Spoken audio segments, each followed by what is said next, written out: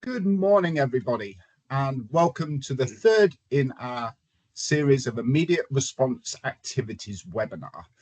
Today, we're going to talk about proactive incident management team actions. So what can we do in preparation for being in an incident management team and making sure that we make the right decisions with the information that we have? Before we start, can everybody see the presentation? If you can just have a show of hands, that would be great. Yep, we got 1, 2, perfect. Everybody else, I will take that silence is compliance, and we will start from there. Okay, so as we go through today, if you have any questions, please type them in the chat or put your hand up or just speak up. We love questions, and that's the whole point of webinars like this, is we want to get engagement. We want to get people asking questions. Joining me today, I am really fortunate to have Andrew Crouch, who is our Global Learning and Development Officer, who can bring some real technical knowledge to the subject that we're talking about today.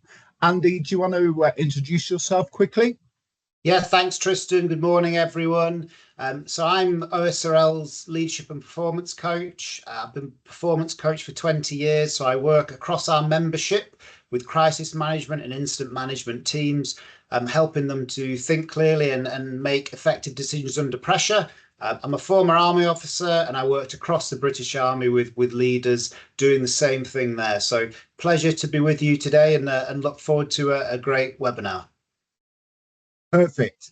Thank you very much, Andy. Okay, so as we said, this is a series, the third in the series of webinars that we've been doing about immediate response activities. So as you can see, there's a basic flow chart that we've got that starts when the incident occurs and finishes with a post-incident review. And right now we are here. We're in the monitoring response effectiveness, the logging of activities, and the communication, the update of key stakeholders. So these are the topics that we're going to talk around today. And we're going to start, obviously, with the incident management team actions and the monitoring response effectiveness. And the things that we're going to talk about today, they're not, these are the decisions you've got to make. It's more around how are we going to make these decisions? Because bear in mind, especially during the initial stages of the response, you've got to make some key decisions with incomplete information. And how are you going to do that? And that's what we're going to look at today. So let's have a little recap from the previous webinars that we've done.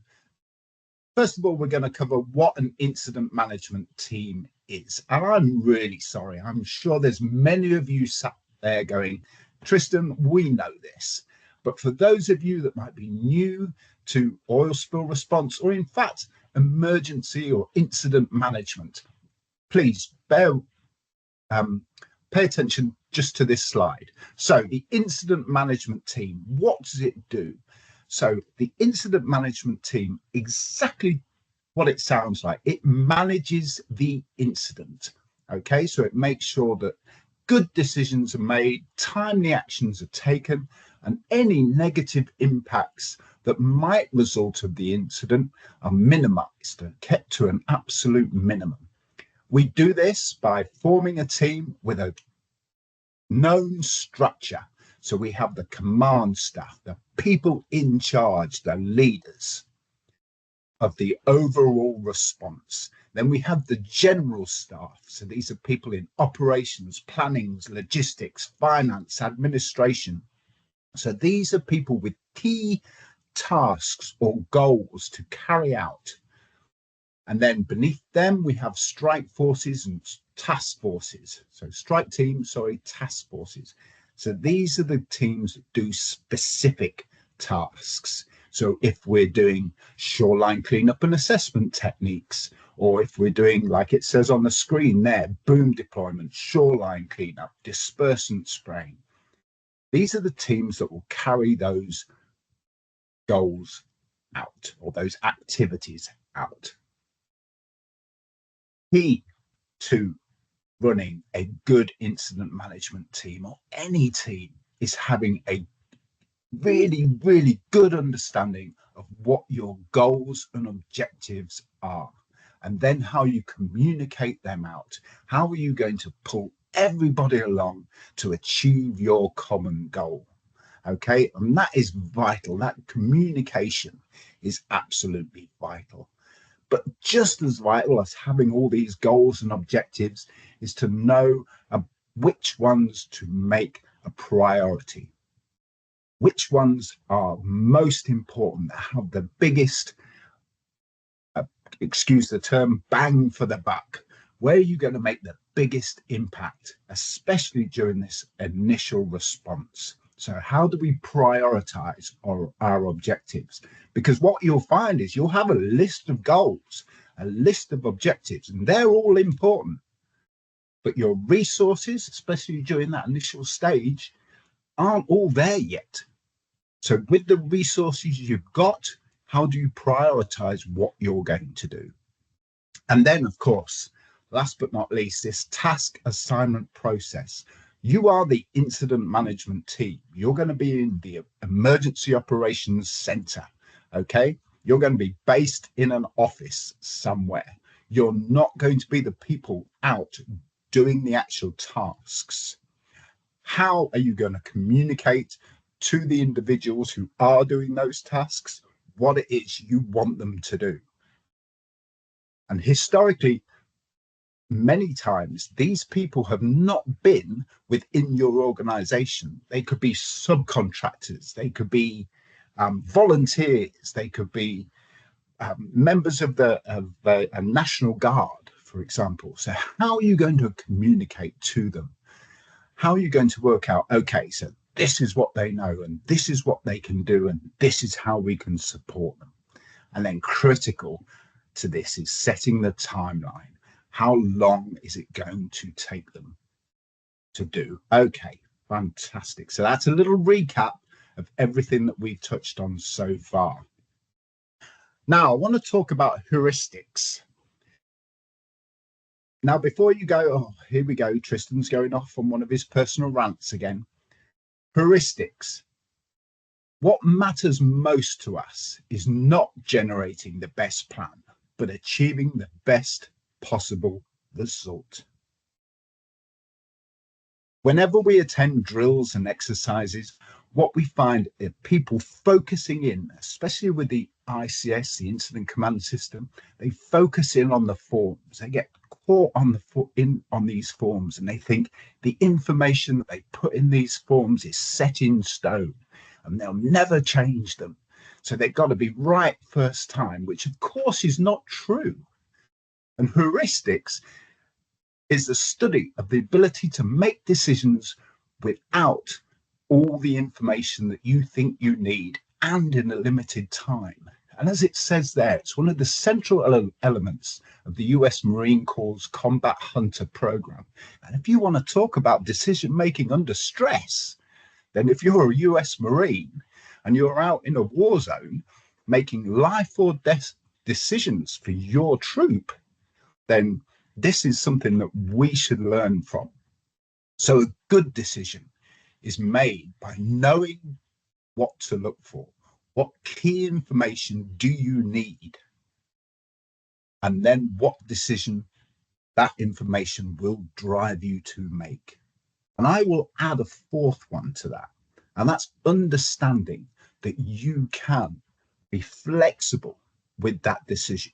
You can try something. If it's not working, choose something else. But at the end of the day, there is no substitute for practice and experience. So regardless of what situation you find yourself in, the role, the responsibility, what you're doing in your everyday life, having this pre-established decision. So what are my choices?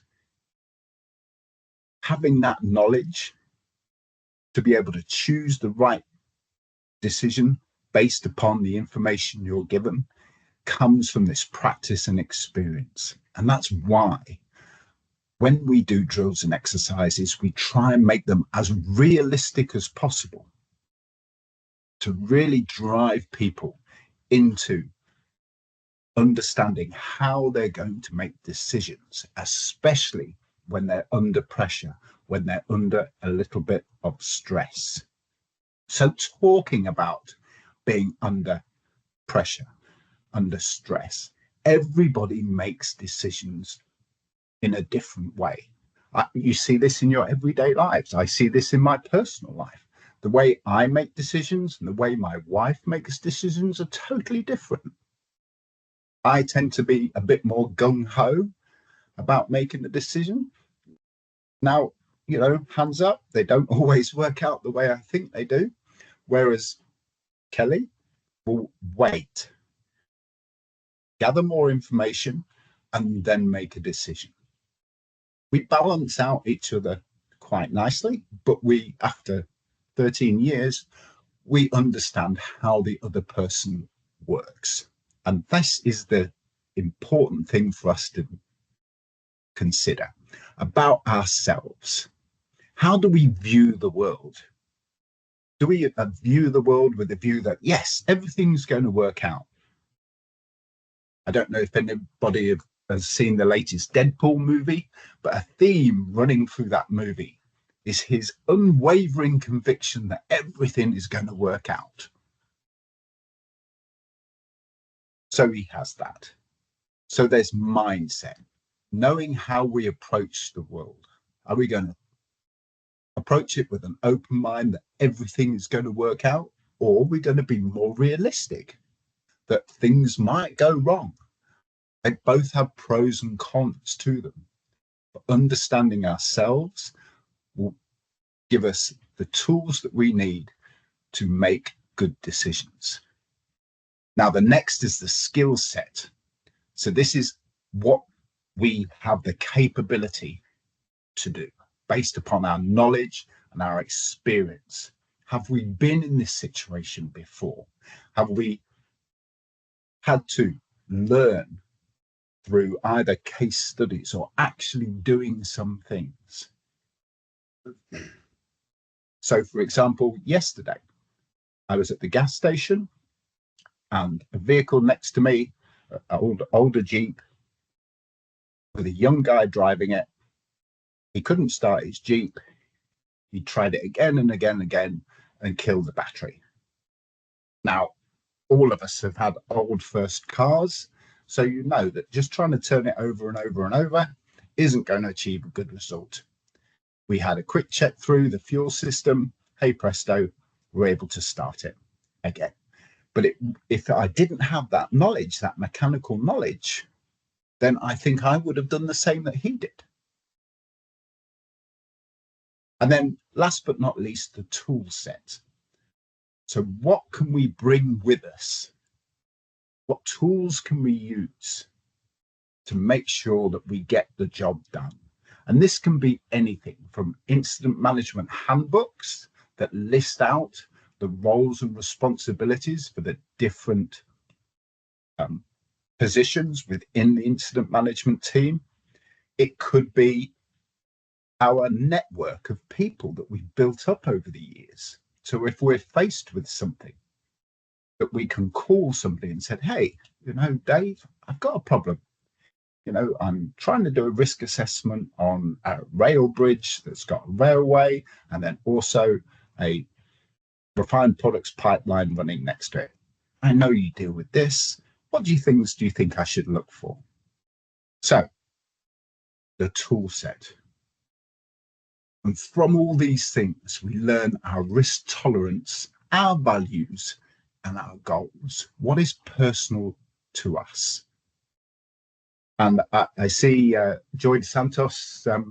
Hey, Joy has put a little comment there. The personal decision-making framework helps organizations identify up front which person to put in what function. And you are exactly right, Joy.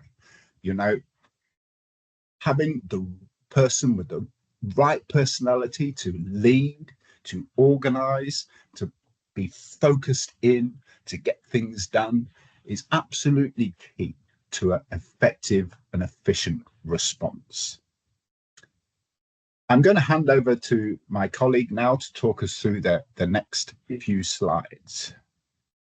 Yeah, thanks, Tristan. Hi, everyone. So Tristan just walked us through what you can see here, the structure, skill set, mindset, concept.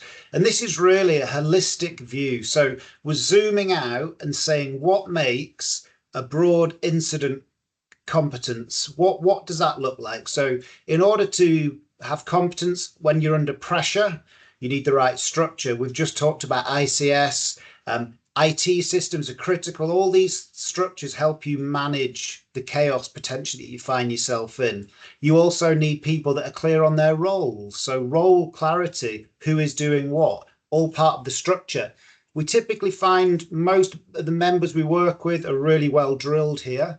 Equally, when you go down to skill set, your technical knowledge for the particular part of the organization, people have the right technical knowledge. The behavioral skills like the ability to communicate or lead. Again, we find members and people we work with pretty well drilled on structure and skill set in terms of incident management. Where we find there's been a recognition that there's a gap in where we train is mindset. So this ability to stay calm, clear, and to be focused on task, even when all that red is crushing in. So you can see there the red arrows, that's the pressure, the weight bearing down on individuals within the incident management team. It's a very real thing, and pressure is not made up, and it really affects our mind and bodies. So with that recognition, we think if we can learn mindset and get a little bit better, it makes a lot of sense to train it. So what I'd like to share with you now is just two of the methodologies that we use to train mindset within incident management teams. Next slide, please, Tristan. There we go. So the first tool set I'd like to talk about is something called red to blue. So about 6 years ago, we looked to the world of elite sport and we found the New Zealand All Blacks, a world famous rugby team. For those that aren't into rugby, just think elite level sport. Their toolkit is called red to blue. So what we teach incident management teams in a highly immersive environment, so we make it as real as possible. We walk through a simulation and we play in an incident. We train people the tools that allow you to be more blue. So I'm going to start with the blue head. The blue head is a performance state where we're calm, we're clear, and we're on task. And our focus is on the task at hand, on the checklist, on following the process in ICS. Now, the reason why that is hugely effective, if you have a room in the incident command team that are all blue and focused on task, you get real movement, even under pressure. We can move forward. We also teach people, and we actually start here with what is your red head? And your red head is a normal response. It's your stress response, your fight, flight, freeze response. It's a totally normal response to pressure. It's just too much red head is not helpful for high performance. So we work with individuals to allow them to understand their red head when you're under pressure, and we experience it together in the room. What does that do to your thinking, to your behaviors? And then let's try these tools, and it's a very individual thing. And we equip people with mental skills tools to practice, put them through another serial and say, how was that? How was your focus? And what people increasingly find is this ability to move from red to blue. So I'm doing a real light touch today. We help individuals. And the final thing we really focus on is working with the leadership team. So that command structure and section chiefs to create a blue environment. So we talk about fix the environment, not the people. Create a blue environment that's calm and composed. And it is much easier for the rest of the incident command team to stay blue. So there's a whole set of tools that we teach that allow people to do three things: to prepare for pressure. So they've got the mental skills that help them prepare for what's coming. They find the tools that actually work when pressure's crushing in the moment, when your attention is drifting and it's scattered and the pressure's on. There's some real simple tools that we teach people to use and perform under pressure. And then we work with individuals and teams to review the pressure experience. So what can we learn from that pressure? How can we create an even bluer environment next time? So this has been fascinating to work now for the last few years with various global incident management teams, and to see the impact of focusing on mindset. I'd also like to back this up with, this is the psychology and the real practical tools. But on the next slide, you're going to see, we actually measure physiology in individuals who volunteer. So they will volunteer to wear a Firstbeat monitor, which is a wearable that you put across your chest. And it actually tells you two main things. You can see the red here. It tells you when your nervous system is stressed, you're in fight, flight, freeze. And the green color tells you when you're in rest and digest, you're relaxing. So why this is critical is, as you'd imagine, an incident may last for days, weeks, months. Managing your body battery and your energy is crucial in order to stay blue. Like, you can't be blue and focused on task if your sleep and stress is really, really poor. So we've helped individuals now, and the last time I worked on this, we had 70 people in the room, all wearing Firstbeat for 3 days, and they got some amazing data individually, but also collectively. You can show anonymized data around sleep and stress and recovery. So the final point I'd like to make here, and why this works so well, is if you complement habits of well-being, like sleep habits, how we offload stress, maybe how we eat and when we eat, when we first get light in the morning, how we move, all these things really affect our energy and our clarity of thought. And what we've shown now, which has been the most satisfying thing, is we're a few iterations in now where individuals are now onto their second, third, and fourth experience of Firstbeat during an exercise. And each time they change a few little habits, and we've seen people's stress and sleep scores improving. So there's nothing like seeing your own physiological data improve, trying the mental skills, techniques that we teach.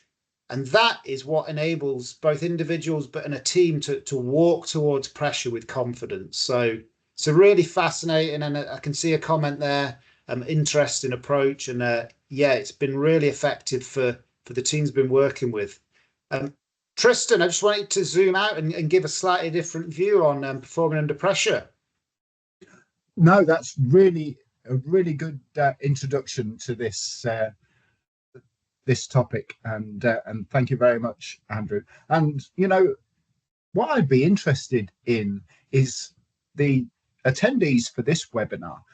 You've heard me talk the first few slides, you've heard Andrew talk on the past 3 slides there, and you can see that there is we both have a different technique when it comes to presenting information, when it comes to talking about what it is that we know and what we're trying to get people to understand.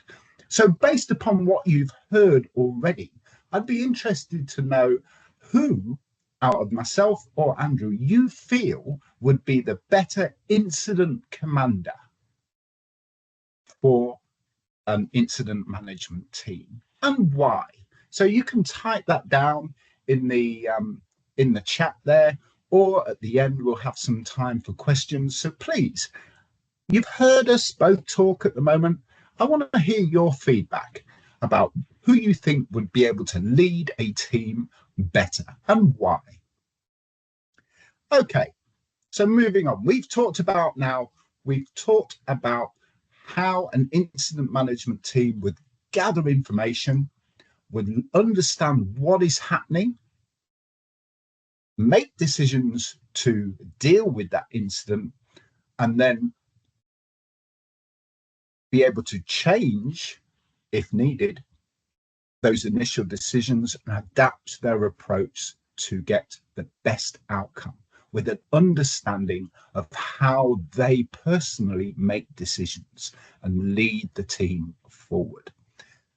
Now we're going to move on to logging activities. And I'm sure, again, many people sat on this webinar have worked with me in the past and gone, Tristan, you're always banging on about taking notes, using forms, everything like that. Why is this so important? Well, I'll give you an idea of why this is important. Okay, this monitoring response effectiveness. Making sure that we are always doing the most with the resources that we've got is vital, especially when we're looking at incidents such as what happened in Tobago earlier this year, where it took a number of days to mobilize the resources that were required to site. So what could they do with the resources immediately available to them? How could they use them effectively? And to do that, they really needed to focus on their communications, making sure that everybody was working together towards this common goal. So to do that, they had to make sure that everybody understood what goal, what objective they were trying to achieve, and then out of that, what their task and responsibility was, and how they fitted in to the overall response operation.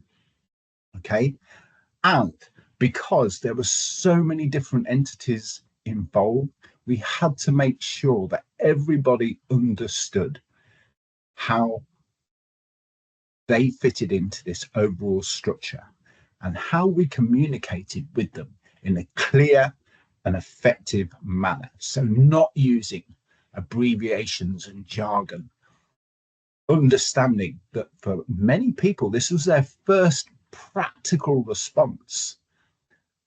And as Andrew said, when you're responding to an incident, like it or not, you're going to be emotionally tied in to achieving what it is you want to achieve. It could be that it's your facility that has been impacted. It could be that your friends and colleagues have been injured. You're going to feel that drive within you to make sure that you do your very best. And we've got to walk that line between passion and safety. So to do that, there's a number of tools that we can do, and that's to set these SMART goals. So they're specific, measurable, achievable, relevant, and time-bound, making sure that everybody knows this is what we want to achieve, and this is how we're going to move forward to achieve it. But tied into this is the no blame. If we think something is going to happen and it doesn't happen, we have to be open enough to look at the reasons why and understand why. I was recently at an exercise organized by ExxonMobil in Baytown here in Texas. And I was part of the wildlife group, just as an observer evaluator. And I'm a dog rescuer. We have 23 dogs here. And I understand that when you're emotionally tied into wildlife, it can color, shall we say, your decisions. And the lead task leader for the wildlife group was an ExxonMobil guy, young guy. I think it was his first time in this role. And he was dealing with some of the wildlife experts who come in and make suggestions about what is needed to be done. And they can be very passionate, very driven, very outspoken about what it is that they need to do. And unfortunately, things that you have to think about is you've only got, like I said, this limited amount of resources and a limited amount of time to do something. So you have to do the best with what you've got. And you can't afford in these early stages to get caught in the weeds. And this guy did an amazing job of balancing. So this is the gold standard of what we want to achieve, but it's going to take 12 days. Or this is the silver standard that we can do right now, and it's going to take 7 hours. And he did a fantastic job of saying, so these are the specific tasks that we're going to do now. We're going to get to this point, the silver standard, as soon as possible.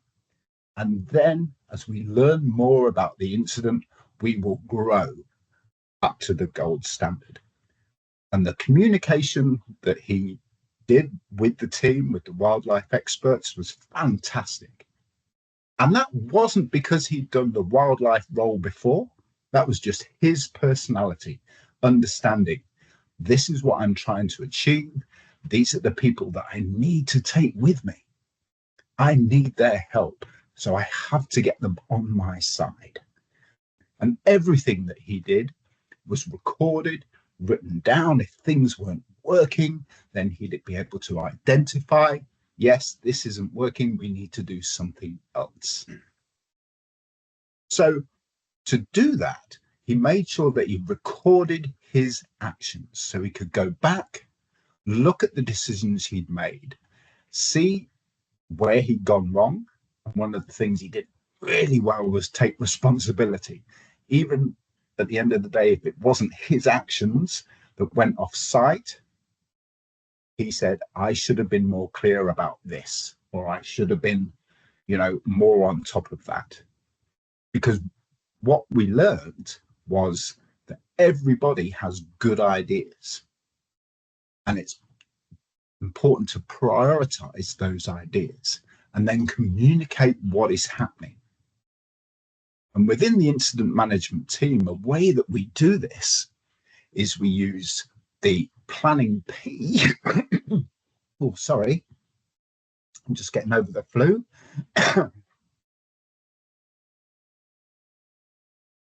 There we go. Back on track now. The power of a morning coffee.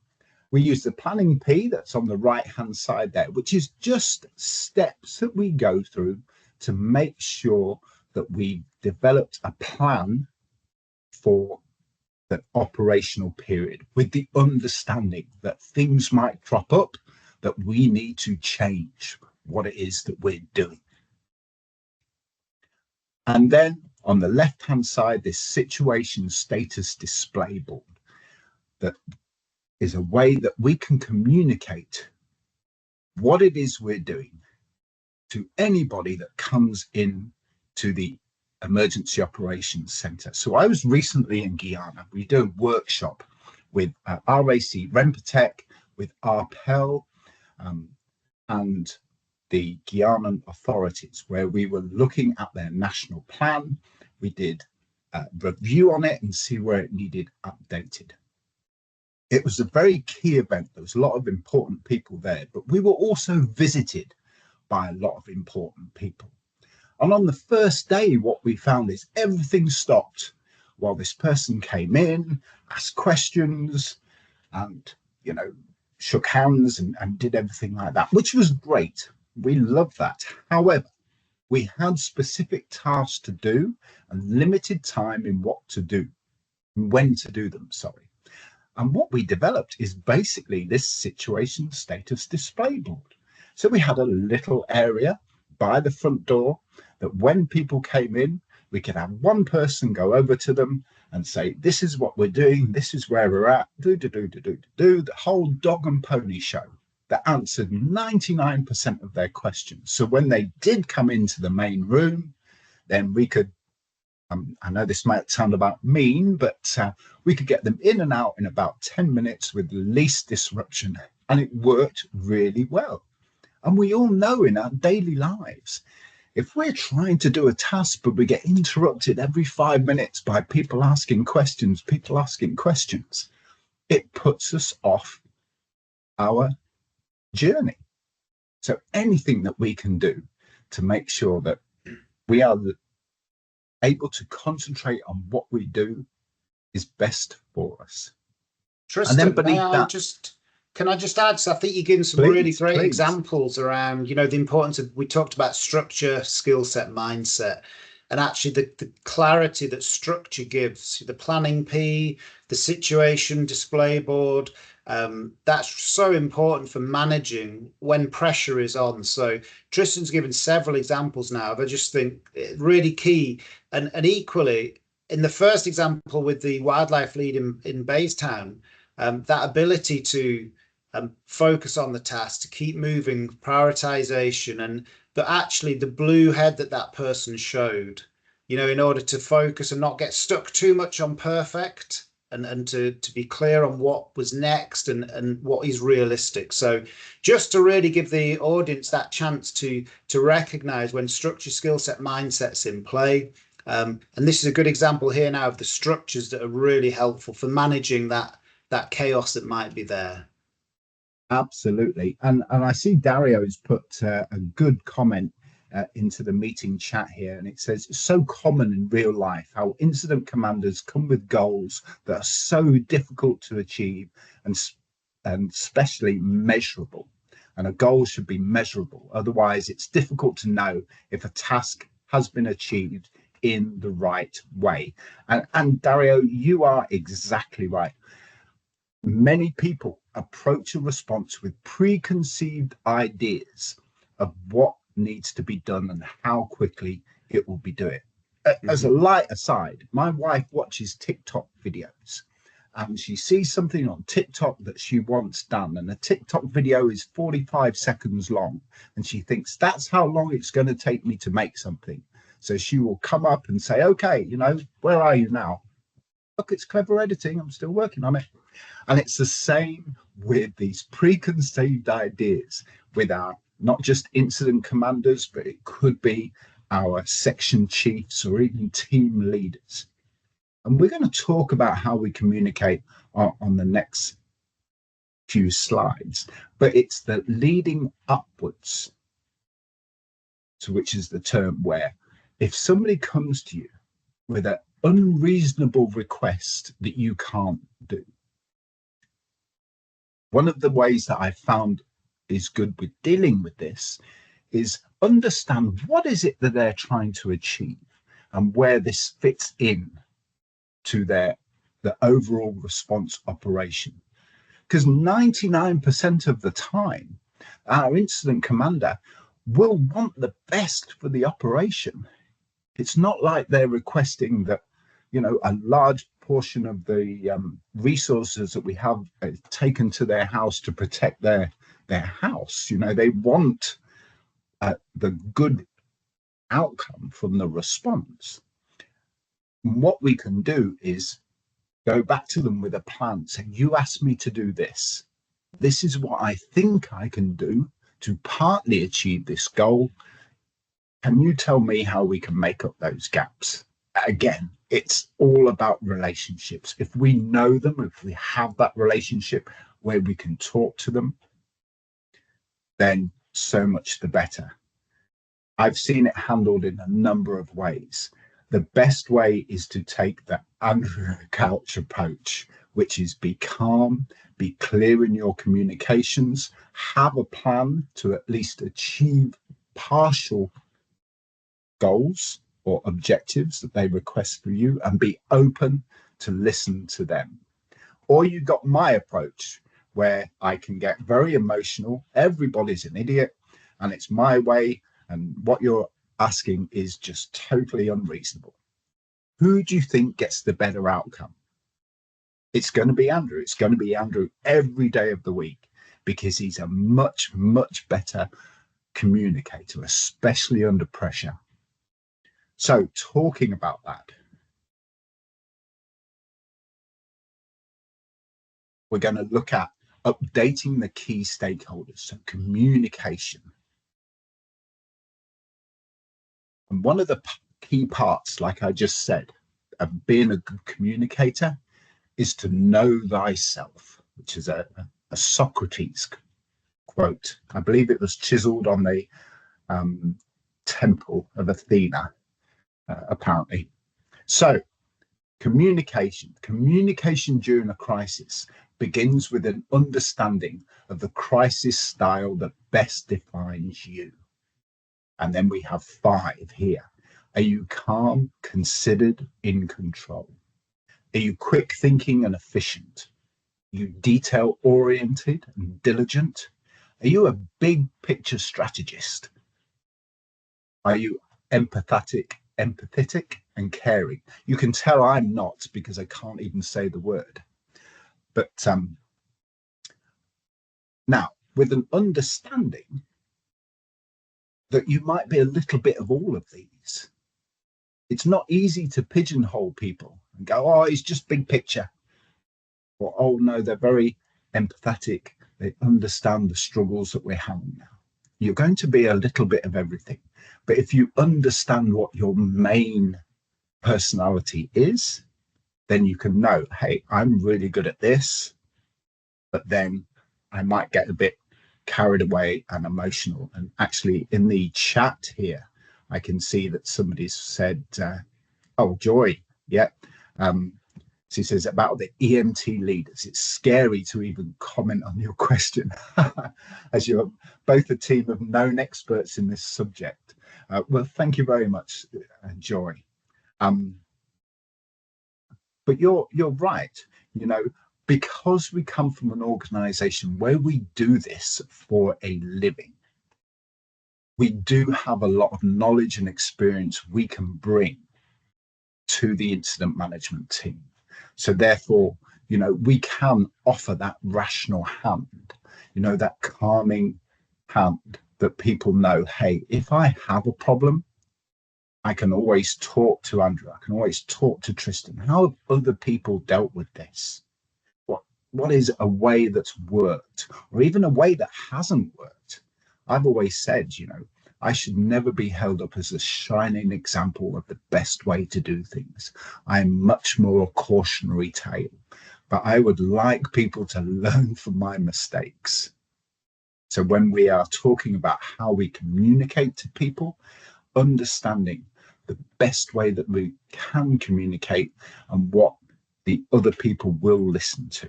So we can divide this into different timings.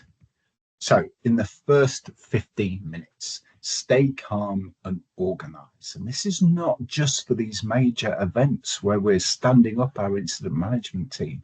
We can use this in our everyday life too. So either on paper or even in our mind, depending on the size and scale of the incident, we need to create this initial checklist of first steps and start gathering the facts. So what is it that we want to achieve? What do we have? What resources do we have that helps us? And what is the incident that we're facing? And then look around for help. I have to say, we've got a lot better as an industry to call in subject matter experts to help us. But historically, and Andrew is different, but I know I'm ex-military and I'm very, I'll just knuckle down and struggle through and I'll be all right. And it's taken me an embarrassingly long time to realize the importance of having the right team behind me. And then next, that determining the holding position. So what do I mean by the holding position? That is where we're starting from. And if people come to us with, hey, I want this done, and we're not there yet, how are we going to communicate? Hey, that is on our radar. Right now, we are focusing on this. However, that is going to be dealt with at this time. The most important is this listen. Listen, the impacts and the feedback. Like I said, incidents are naturally an emotive subject. Bad things have happened. People have heard negative things about the response. You might work for an organization that might not have the greatest reputation. So how do we listen, show empathy, and let people know that we've heard them? So this is the first 15 minutes. It's important for us to stay calm and organize ourselves. And then next, for the next 30 minutes, we're looking to lead by example. How do you want your team to move through that response process? We do that by creating the principles that hold everyone to account and maintain focus. Like I said, we have 23 dogs here at the moment. And if I want them to do anything, they're all in little groups. It's no good me going in there, shouting and screaming and getting all worked up, because then They do the dog equivalent of shout and scream and all get worked out. And they all charge around and they're all hyper. If I can go in calmly, talk in a calm voice, exude that calm mentality, then they will pick up on that. And unfortunately, people are the same thing. If an incident happened now, and Andrew and I were with this group that we've got today, and we were wanting everybody to work towards a common goal. If I came in shouting and screaming, oh my goodness, this has happened. Come on, everybody, we got to do this. People would pick up on my energy. We might get it achieved. But if Andrew comes in and says, okay, this is what we know right now. These are our initial objectives that I've come up with. I'd like your comments about these objectives and how we're going to achieve them. That's so much better. People have got something to focus on. And this is this engaging in the scenario planning about what could happen next. We know what's happened now, or at least we have a broad understanding of what's happened now. But we need to understand how bad can it get. There's nothing worse than being caught off guard by something. And if we have an idea that, hey, this could be really bad, then at least if it does escalate, we have prepared ourselves for it. And this established timing and tone to keep the moral high ground and find calm. I used to roll my eyes about people that meditated or did breathing exercises. But I found that if you control the way you breathe, control the tempo of how you talk to people, if you don't react emotionally, and there's been a number of incidents where we've had to give either public briefings or press briefings during incidents. I'm sure Andrew's the same as me. I've been sworn at. I've had stuff thrown at me because people are emotional about the incident that's happened and are looking for somebody to blame. And even though it would make me feel better to pick up what they threw at me and throw it back at them and yell, I'm not going to maintain this position of authority and promote that we know what we're doing. We're working hard to achieve that goal to the people that we're talking to. And then last but not least, if you listen to anything that we've told you today, please, it's this little point at the bottom. Have a plan. Have a plan about what you're going to do, but be ready to adapt it. And there's that famous quote by Mike Tyson, and I'm not going to say it now. If you'd like to find it, please Google it. But it starts off with, everybody has a plan. Okay, and then communicating your objectives. There's a number of steps that we can do to make sure that we communicate our objectives as clearly as possible. And first is to be first. So the initial response to a crisis is very time sensitive. You want to get the information about what you're doing out to people as quickly as possible before the rumor mill kicks in. Because once the rumor mill kicks in, everybody has ideas of what should be done, about how badly that you're doing it, about you're not doing this, you're not doing that. We want to stop that negative information as quickly as possible and just put everybody on that positive mindset. But important to know about that positive mindset is we have to be right. We have to be accurate with the information that we're giving.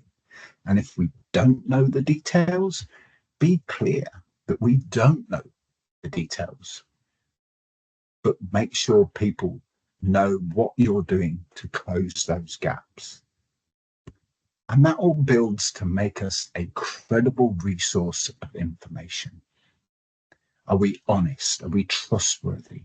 Are we being transparent? This is what we know. This is what we are doing. And in that, this is what we're doing, is that empathy. Understand that this is a terrible situation. Understand that we've negatively impacted people. Acknowledge that we have caused challenges, but we are stepping up to achieve those challenges. And in stepping up, we are promoting action, not just within our organization, but also with the people that we are working alongside.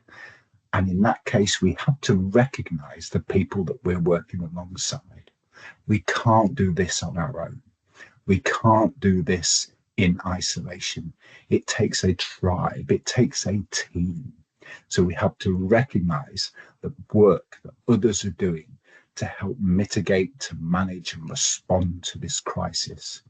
And this is something that in the Tobago incident, TEMA, the Tobago Emergency Management Authority, I believe, did very, very well.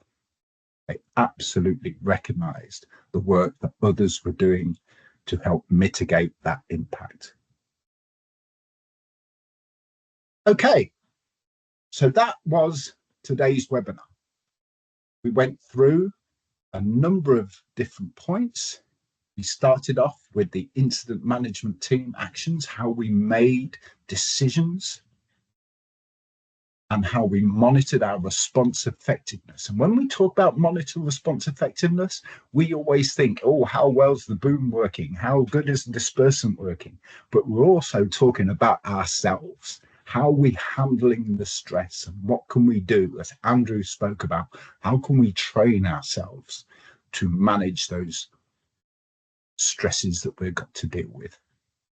Then we talked about logging the activities, making sure that we're making notes about what it is we're doing. Next, communicating, updating the key stakeholders, communicating that information to others to make sure we're bringing everyone along to achieve this common goal. Our next webinar is going to be in a month, where we're going to finish with looking at how we validate the recovery, so what our endpoints are, how we get to those endpoints, how we close out the incident, and then vital for everything that we do, how we carry out a post-incident review, how we learn lessons. Even if we've done the most amazing response known to man, there is always something that we can learn. Either it's a good practice that we want to take with us, or it's something that could be polished and improved. So thank you very much for your time today. I'm sorry I've run over a couple of minutes, but we do have 10 minutes for 8 minutes, 7 minutes now for any questions that you may have for myself or Andrew. So you can either put your hand up, type them in the chat. Dario, thank you very much for your comments, and you too, Joy.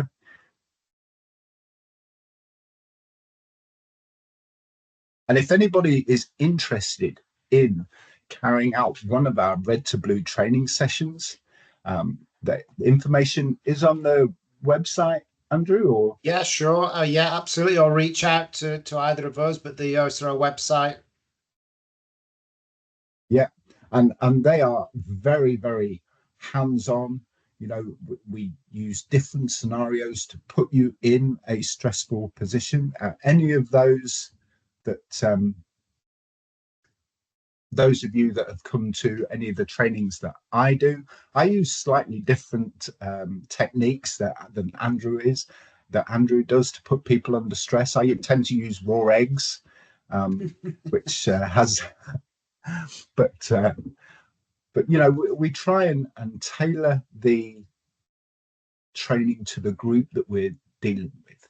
You know, sure. As we spoke about during this webinar, people handle stress in different ways, and people view the world in different ways. So we understand that our training has to be tailored to that. So Mark McShane, I see, do you find it a challenge to get IMTs to follow their processes and checklists instead of charging ahead trying to fix the incident immediately? also impacts record keeping? Yes. The short answer is absolutely yes, especially when carrying out no notice drills, which are more realistic. There's been a number of drills and exercises that Andrew and myself have attended where you don't even see them pick up their oil spill response plan, certainly less a incident management handbook. The only way that I've found anyway of dealing with this is to structure the scenario that they're dealing with, just to drip feed them the information so they have time to settle in, which is a little bit unrealistic, but time to settle in and deal with the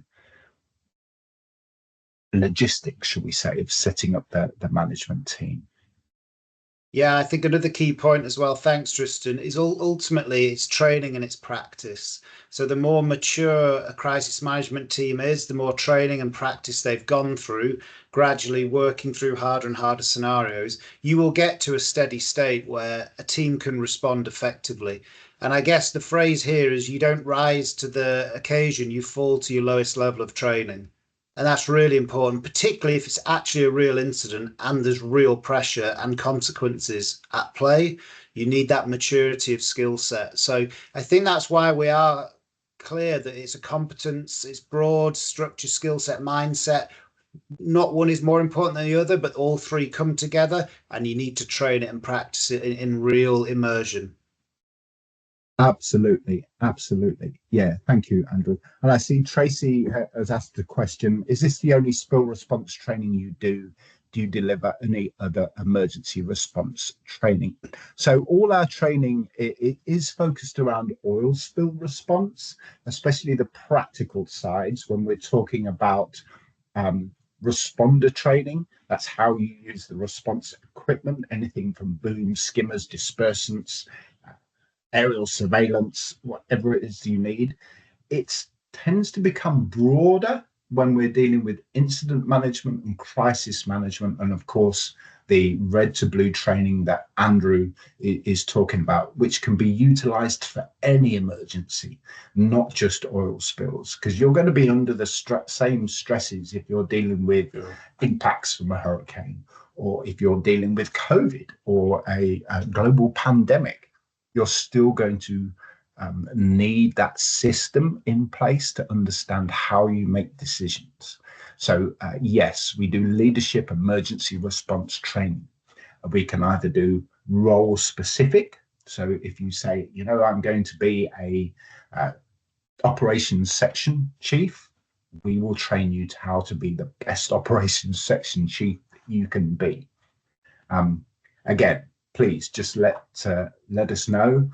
We're happy to talk through any specific training that you need.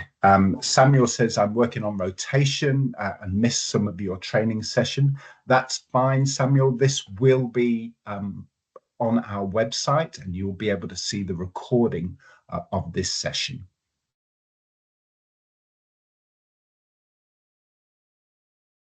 Yeah, some great questions. Thank you, everyone. Yeah, really nice to see those coming through. So appreciate that. Apologies, Andrew. I see I haven't changed the email address from Said to yours, but mine's accurate at the top there. And if you contact any of those email addresses, they will put you directly in contact with Andrew. And your contact information is also on the Oil Spill Response website as well. So guys, we have guys and girls, we have 1 minute left. So I think we're going to wrap up there for the day. I really hope you can join me for the final webinar, which is going to be held in the second week of August. I'm not quite sure of the date because of training to do, but I think it's going to be the 10th of August, either the 10th or the 17th, but we will promote that within the next week.